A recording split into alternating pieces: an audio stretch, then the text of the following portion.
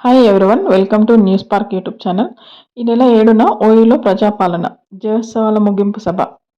వర్సిటీలకు వరాల వర్షం కురిపించే అవకాశం. Job calendar. ప్రభుత్వ శాఖల్లో ఖాళీల భర్తీపై ముఖ్యమంత్రి రేవంత్ రెడ్డి ఉస్మానియా విశ్వవిద్యాలయ వేదికగా కీలక ప్రకటన చేసేందుకు సమాయత్తం అవుతున్నారు. రాష్ట్రంలో అధికారం చేపట్టిన తొలి ఏడాదిలోనే 60,000 ప్రభుత్వ ఉద్యోగాలను భర్తీ చేసి ఎంపికైన అభ్యర్థులకు నియామక పత్రాలను అందజేసిన ప్రభుత్వం అసెంబ్లీ ఎన్నికలకు ముందు ఇచ్చిన హామీ మేరకు ఉస్మానియా యూనివర్సిటీలో జరిగే సభలో జాబ్ క్యాలెండర్ను ప్రకటించాలన్న నిర్ణయానికి సీఎం వచ్చినట్టు సమాచారం. ప్రజాపాలన విజయోత్సవాల్లో సీఎం రేవంత్ ఈ నెల 7వ తేదీన ఉస్మానియా విశ్వవిద్యాలయానికి వెళ్లనున్నారు. 1000 కోట్ల అభివృద్ధి పనులకు సీఎం ఈ సందర్భంగా శంకుస్థాపన చేయనున్నారు. తదుపరి దఫా సభను ఆర్ట్స్ కాలేజ్ పరిసర ప్రాంతాల్లో నిర్వహించాలని, తాను ఈ సభకు సెక్యూరిటీ లేకుండా వస్తానని సీఎం గతంలో చెప్పారు. సీఎం రేవంత్ సూచన మేరకు ఉస్మానియా యూనివర్సిటీ వీసీ కుమార్ ప్రస్తుత సభను ఆర్ట్స్ కాలేజ్ ఎదురుగా జరపడానికి నిర్ణయించినట్టు ముందస్తు ఏర్పాట్లు చేస్తున్నారు.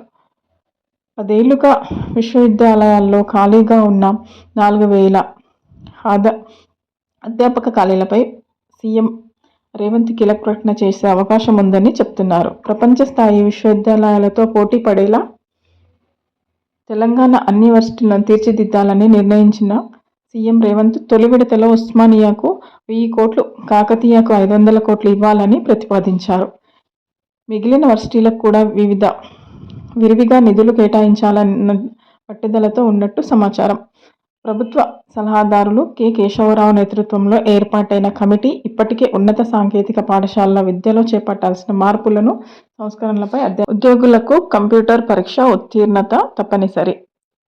పీజీ 2014 మే 12 నుంచి ఎంపికైన కొన్ని కేటగిరీ ఉద్యోగాలకు కంప్యూటర్ ఆఫీస్ ఆటోమేషన్లో ప్రావీణ్యం ప్రభుత్వం తప్పనిసరి చేసింది. ఇందుకు సంబంధించిన డిపార్ట్మెంటల్ పరీక్ష ఉత్తీర్ణులు కావాలని జీవో నెంబర్ 0237 జారీ చేసింది. ఈ నియమం జూనియర్ అసిస్టెంట్లు కమ్ టైపిస్టులు, సీనియర్ స్టెనోగ్రాఫర్లు, జూనియర్ స్టెనోగ్రాఫర్లు, యూడీ టైపిస్టులు, ఎల్డీ టైపిస్టులు మొదలైన కేటగిరీల వారికి వర్తిస్తుందని తెలిపారు. ముగిసిన గ్రూప్ 3 ధ్రువపత్రాల పరిశీలన.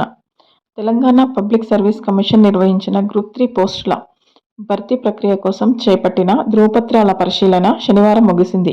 ఈ పరిశీలన ప్రక్రియ పబ్లిక్ గార్డెన్స్లోని సురవరం ప్రతాపరెడ్డి తెలుగు విశ్వవిద్యాలయం ప్రాంగణంలో నవంబర్ 10న ప్రారంభమైన విషయం తెలిసిందే. ఎంపికైన అభ్యర్థులకు ధృవీకరణ పత్రాల పరిశీలన 26వ తేదీ వరకు కొనసాగింది. ఈ మధ్య కాలంలో పరిశీలనకు హాజరు కాని వారికి సంబంధించిన ఏవైనా పెండింగ్లో ఉన్న పత్రాలు ఉంటే వాటిని 29న రిజర్వ్ డే రోజున సమర్పించుకుని ధృవీకరించుకునే వెసులుబాటును కల్పించారు. రాష్ట్రంలో మొత్తం 1365 పోస్టుల కోసం టీజీపీఎస్సీ గ్రూప్ 3 పోస్టులను భర్తీ చేస్తుంది. నేటి నుంచి టెట్ ఆన్లైన్ ఉచిత శిక్షణ. ఉపాధ్యాయ అర్హత పరీక్ష టెట్ పేపర్ 2 రాసే అభ్యర్థులకు రాష్ట్రీయ ఉపాధ్యాయ పండిత పరిషత్ తెలంగాణ RUPPT ఆధ్వర్యంలో బుధవారం నుంచి ఆన్లైన్లో ఉచిత శిక్షణ ఇస్తున్నట్లు ఆ సంఘం రాష్ట్ర అధ్యక్షుడు MD అబ్దుల్లా, ప్రధాన కార్యదర్శి కాంతికృష్ణ మంగళవారం ఓ ప్రకటనలో తెలిపారు. ప్రతిరోజు రాత్రి 7 నుంచి 8 గంటల మధ్య తరగతులు ఉంటాయని వెల్లడించారు. టీజీలో 66 సివిల్ జడ్జ్ పోస్టుల భర్తీకి నోటిఫికేషన్. రాష్ట్ర జ్యుడిషియల్ సర్వీస్లో సివిల్ జడ్జీల జూనియర్ డివిజనల్ స్థాయిలో ఉన్న 66 పోస్టులను భర్తీ చేయడానికి ఆన్లైన్ ద్వారా నోటిఫికేషన్ విడుదల చేసింది. దరఖాస్తులను ఆహ్వానిస్తున్నట్టు తెలంగాణ హైకోర్టు రిజిస్ట్రార్ తెలియజేశారు. ఈ పోస్టులకు డిసెంబర్ 8 నుంచి 29వ తేదీ మధ్యలో దరఖాస్తు చేసుకోవచ్చు. పరీక్ష తేదీలు, హాల్ టికెట్ల డౌన్లోడ్ సహా తదితర వివరాలను త్వరలో అధికారిక వెబ్సైట్లో వివరించనున్నారు. మిగతా వివరాలకు ఈ యొక్క వెబ్సైట్ని సంప్రదించగలరు. 8 నుంచి సివిల్స్ అభ్యర్థులకు ముఖాముఖి. హైదరాబాద్ సివిల్ సర్వీసెస్ 2025 అభ్యర్థులకు 8వ తేదీ నుంచి ముఖాముఖీలు పర్సనాలిటీ టెస్ట్ ప్రారంభమవుతాయని యూపీఎస్సీ మంగళవారం వెల్లడించింది. మెయిన్ పరీక్షల ఫలితాలను నవంబర్ 11న వెల్లడించిన యూపీఎస్సీ 2736 మందిని ముఖాముఖికి ఎంపిక చేసింది.